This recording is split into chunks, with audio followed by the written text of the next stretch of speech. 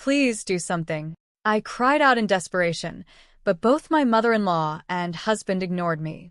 They didn't even look at me as I stood there, covered in blood. They seemed more worried about the scary dog that had bitten me and whether the floor was dirty. Left with no choice, I called an ambulance myself and was taken away alone. I couldn't stop crying during the ride to the hospital. After a while, my husband called. He was yelling in a panic. "Hey, turn the ambulance around. My mother is." My name is Julie Andrews, and I'm 37 years old. 5 years ago, a friend dragged me to a mixer, a social gathering with civil servants. She insisted, "Julie, you're coming, right?" That's where I met my husband, Scott, who is 5 years younger than me. My dad is a judo instructor and my mom teaches physical education. I grew up in a family that was all about sports, with 2 older brothers who all have black belts in judo. This made me a bit of a tomboy. Scott, on the other hand, was completely different. When we first met, his shirt buttons were mismatched, and he stumbled over his words during the toast. He was a nice guy, not a bad person at all, but he seemed to try hard and still couldn't get things quite right. I found this side of Scott sweet, and it brought out my caring side. We went on a few dates, and it was actually me who suggested we start dating. Scott had a way of calming my naturally short temper. Before I knew it, I started thinking I wanted to be with him forever. On the first anniversary of our relationship, I proposed to him. I said, "I'll take care of you for the rest of your life, so let's get married." Tears filled his eyes as he replied, "Julie, that's supposed to be my line. Thank you for everything. Let's continue to take care of each other." And that's how we decided to get married. When Scott first met my parents, he was completely nervous around my strict father and 2 brothers. My mom tried to calm him down, saying, "There's no need to be scared, you know." But Scott replied loudly, "Yes," and his voice cracked, which made the whole family laugh. My father, though strict, said, "He seems a bit unsure of himself, but I can tell he put a lot of thought into the gifts he brought. And it's clear he really loves Julie, which makes me happy." After meeting my family, it was time to meet Scott's family. He told me that his father had passed away from cancer 3 years ago. His parents had struggled with infertility, and after 6 years of trying, they finally had Scott. Normally, I wasn't the type to get nervous, but that day I felt really anxious about meeting his mother. I don't usually get nervous, but on this day, I was very anxious about meeting my mother-in-law. I couldn't stop worrying. What if she doesn't like me? What if I mess up when I greet her? What if she has an issue with our age difference? Just then, Scott, who usually isn't the most reassuring, said, "Don't worry, my mom is really kind. You'll find it easy to talk to her. She's famous in the neighborhood for always smiling." Hearing this made me feel a little better. He added, "And there's no way anyone could dislike you, Julie." His words lifted my mood. When we arrived at his family home, we rang the doorbell. I introduced myself. "Nice to meet you, Julie. Thank you so much for taking the time to meet with me today." His mother smiled warmly and said, "Oh, you must be Julie. No need to be so formal. Come on in." She was wearing a lovely dress and had a refined, gentle look. I was worried about the age difference, but when it came up, she said, "Age doesn't matter at all. I'm so happy that someone like you will be Scott's wife." All my fears went away. She didn't care about the age difference at all and was enthusiastic about everything I said. I had a great time. Our conversation turned to a story about a poodle my mother-in-law once had.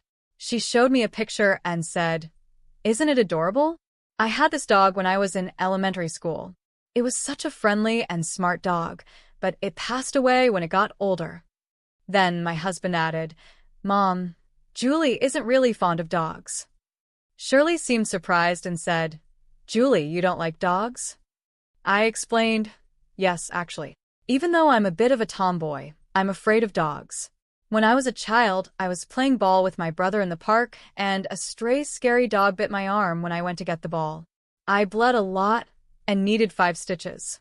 Since then, it's been a traumatic experience, and I've been scared of dogs."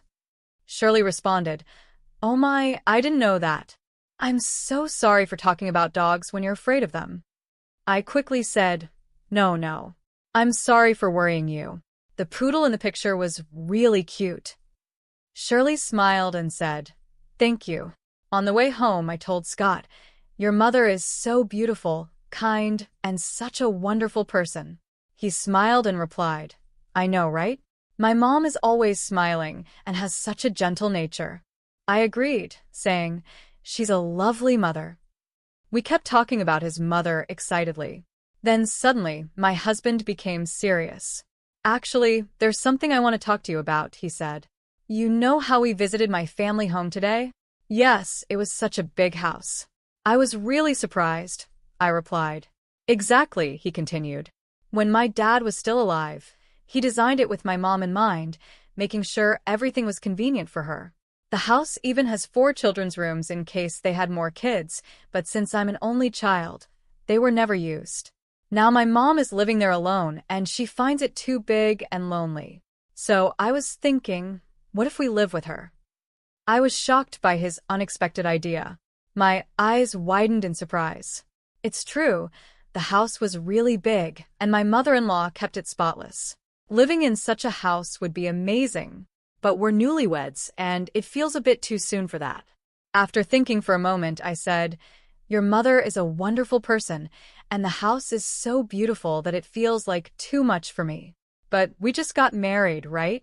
I'd like to enjoy our newlywed life, just the two of us, for a little while longer." "I see. You're right. I understand," he said. "I'll let my mom know." "Yes, I'm sorry. Please explain it to her gently." I felt a bit guilty toward Shirley, but I knew it was important to share my true feelings instead of just going along with everything. I was relieved that my husband seemed to understand and agree with me. Then our married life together began. Scott was still a bit clumsy, but he actively helped with house chores, and we were enjoying a happy and smooth life. However, recently, something has been bothering me a little. "Oh, hello, Mom?" Got it. "I'm coming over now," Scott said on the phone. "Your mom again?" I asked. "Yeah, the living room light bulb burned out. I'll go over and replace it." And off he went to his mom's house. Lately, it's been like this all the time. Mom bought a new computer, but she's having trouble setting it up, so I'm heading over to help. Or, Mom bought too many groceries at the supermarket, so she asked me to come pick her up. I'm going to help her out. Whether it was weekdays or weekends, the phone would ring, and Scott would head back to his mom's house more and more often. I started feeling a little upset, thinking that he could at least spend the weekends at home with me. But at the same time, I reminded myself that Scott is just a kind and thoughtful person who cares a lot about his mother. A month had passed since we got married, and just like when we were dating, we hadn't had any major arguments, and things were going smoothly. Today was Shirley's birthday. My husband and I had picked out a present and a cake for her, and we went to his parents' house. As soon as we walked in, a scary dog suddenly jumped out. "What?" I said, my eyes widening in surprise. There hadn't been a dog when we came for the wedding visit. Since I'm afraid of dogs, I quickly hid behind my husband. Shirley came out of the living room and said, "Oh, welcome. Mom, where did this scary dog come from?" Scott asked. "Well, I was feeling lonely living by myself, so I got a dog recently." "Isn't it cute?" she said, smiling. The dog was small, a Welsh corgi. "I see," I replied, still startled by the dog's sudden appearance. I forced a smile, even though I was scared. Without noticing my discomfort, Shirley brought the dog closer to me and said, "Come on, Julie, why don't you hold it?" I took a step back and said, I mentioned this when we came for the wedding visit, but I was bitten by a dog when I was younger, and I've been afraid of dogs ever since." I politely declined to hold the dog. "Oh, did you say that?" "I didn't know," she said, pretending not to remember. "But it's so cute. What a strange person you are." I noticed a slight smirk on her face, and for the first time, I wondered if Shirley was being sarcastic. After that day, whenever Scott said, "Mom wants to see you," or "Let's go visit my mom," I started declining. I still couldn't forget the smirk she gave me when she saw I was uncomfortable around the dog. A month later, after finishing work and coming home, I found my mother-in-law in the house. "What? Why are you here?" I asked, surprised. Oh, welcome home, she greeted me cheerfully, as if everything was normal. She was in the kitchen, had opened the fridge, and was cooking. Why did you come over so suddenly? I asked. My dear Scott said he wanted to eat my homemade stew, so I just had to come, she said, looking very happy as she hummed to herself. Oh, I see. I tried to smile, but I felt tense, especially since her dog was in the living room. To make things worse, she had fed the dog, and it was licking clean my favorite antique plate. I had bought that plate at a flea market in Canada, and now the dog was licking it clean. Who could possibly be okay with this? I went to my room to put away my bags and coat. I told myself not to get upset since Shirley had come all this way. I took a deep breath to calm down and went back to the living room. To my horror, the dog had made a mess on the brand new carpet. The stain was bright yellow. Oh no, the dog messed up the carpet. I shouted in a panic, but Shirley didn't seem to care. Oh dear, it made a mess right there. Huh, she said casually, not even bothering to scold the dog or clean it up. Knowing the stain would get worse if I didn't take care of it, I ended up cleaning it myself. I was usually calm, but this really frustrated me. Just then, I heard the door open, and my husband came home. The dog, hearing him, started barking loudly. Woof, woof. It barked until he came into the living room, and even the sound of the barking scared me. Once the dog saw it was my husband, it stopped, and I felt a bit of relief. The three of us sat down to eat the stew Shirley had made. Neither my husband nor Shirley bothered to put the dog in its cage, so it wandered around our feet, hoping for food. I felt tense and started trembling. Shirley noticed and said, "You really don't like dogs, do you, Julie? You look so scared. I brought the dog today to help you get over your fear." Bringing the dog here without asking, using my favorite plate, letting it mess up the carpet, and having it bark at me, how is any of this supposed to help me get over my fear? If anything, it made me hate dogs even more. In my mind, I was screaming, if you really want to help, just put the dog in a cage or keep it away from me. But my husband didn't notice my discomfort at all. Mom is so kind. She's really trying to help you, Julie, he said. I couldn't believe it. How was this kind? She was pretending to care, while actually making things worse for me. Then, to make things worse, my husband started to lecture me. Julie, this isn't okay. What? I'm the one at fault. I asked, shocked. Mom has done all this for you, and yet you keep avoiding the dog. You won't even visit my parents' house because of the dog.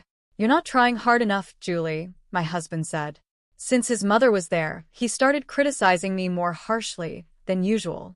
I had no choice but to say, I'm sorry, and apologize in front of my mother-in-law.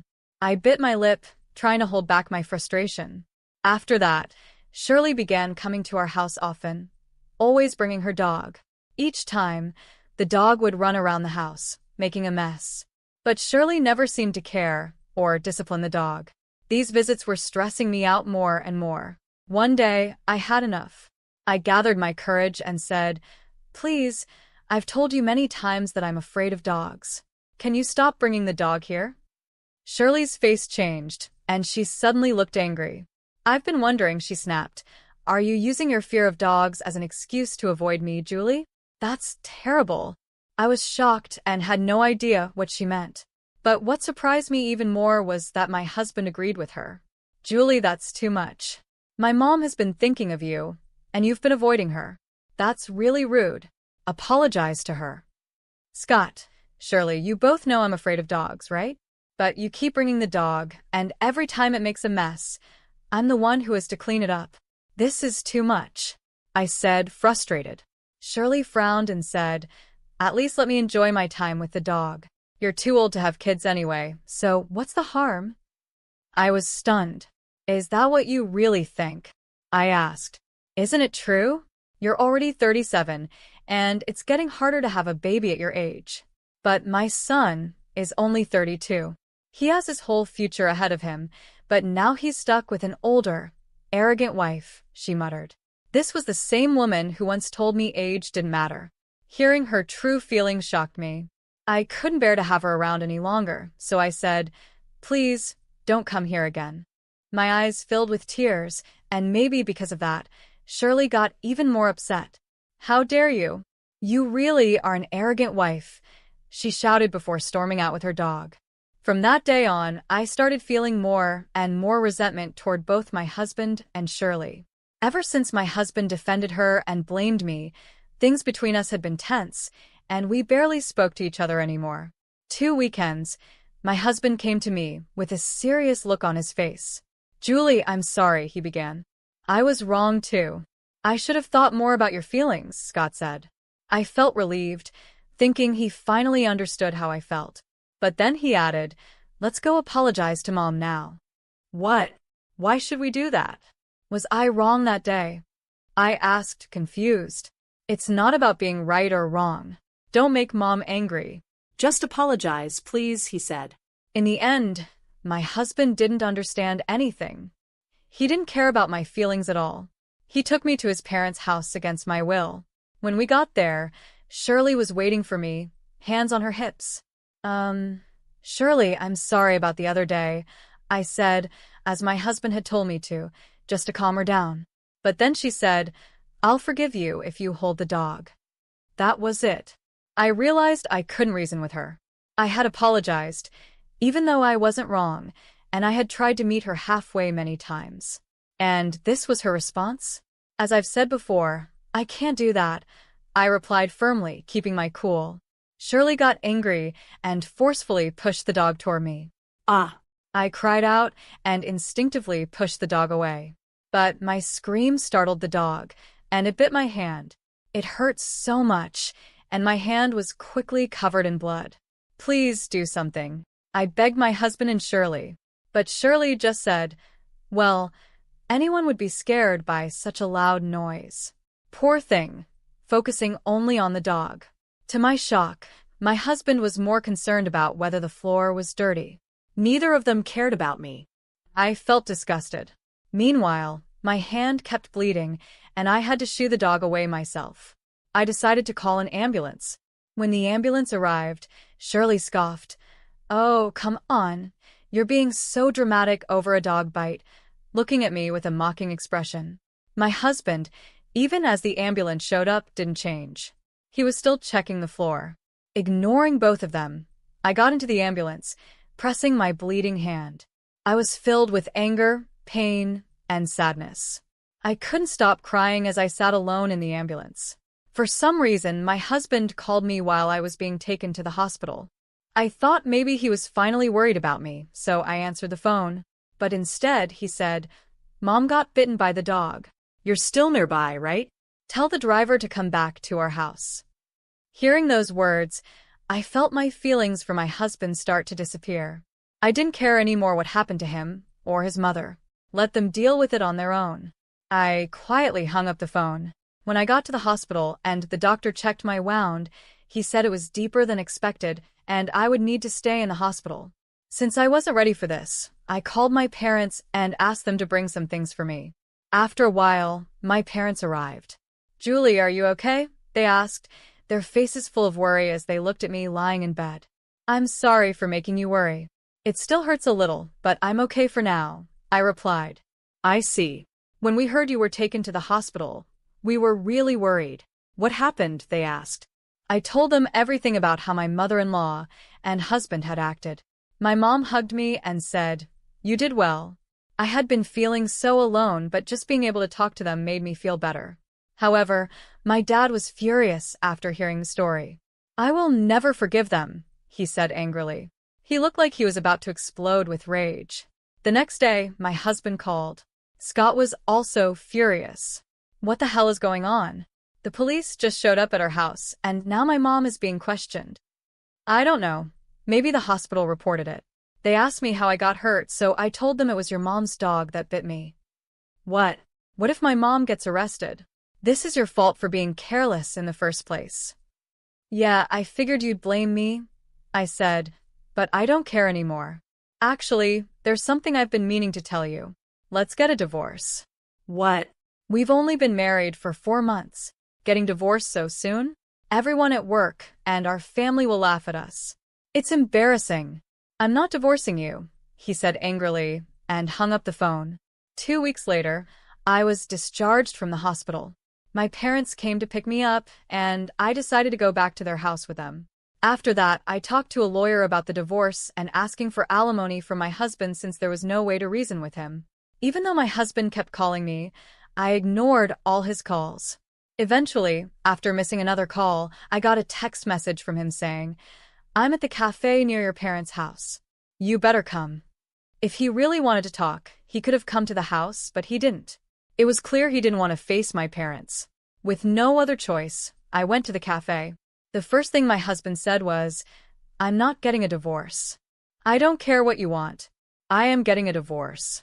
There's no way I want to stay with you or your mother after everything that's happened." I replied, "Don't speak badly of my mother. This is your fault. You avoided my mom because you said you were afraid of dogs, and the dog bit you because you screamed," he said, continuing to lecture me. Just then, my father and two brothers arrived at the cafe. Before coming, I had told my father about the message from my husband, and he had called my brothers to come along. Surrounded by three large men who practiced judo, Scott's voice shook as he said, "Oh, father-in-law, brothers-in-law." The way he cowered was almost funny. My father spoke up, "How dare you hurt my daughter? Our sister wants a divorce. You're going to give it to her, right?" They all stared at him with intense eyes. Terrified, Scott stuttered, Yes." My father and brothers kept pushing him until he finally agreed to the divorce and to pay alimony. I handed him the divorce papers I had already prepared and said, "Sign these. We're getting divorced." Reluctantly, my husband signed the papers, and I left the cafe. Thanks to the support of my father and brothers, I successfully divorced my husband and received alimony from him. My lawyer also demanded compensation for my former mother-in-law for my injuries, and I got alimony from her as well.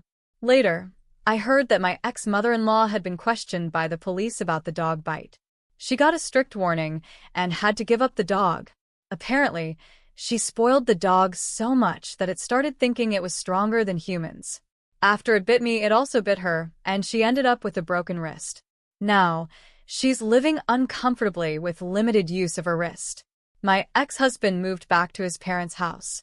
With his mother unable to use her wrist properly, she would ask, "Scott, can you help with the laundry? Can you cook for me?" But since Scott had never done housework before, he couldn't do anything on his own. This caused constant fights between them, with my ex-husband blaming her, saying, "It's your fault this happened in the first place."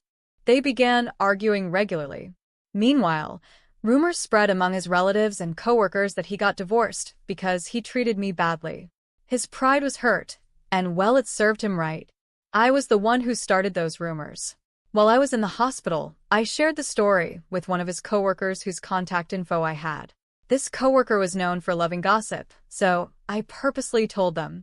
It worked perfectly. The coworker spread the word about my ex-husband's behavior, calling him abusive, a mama's boy, and someone who had been divorced. It made him an easy target at work, and honestly, he deserved it. With the support of my parents and brothers, I'm now living a happy life. How did you like this story? Please don't forget to subscribe to my channel. See you.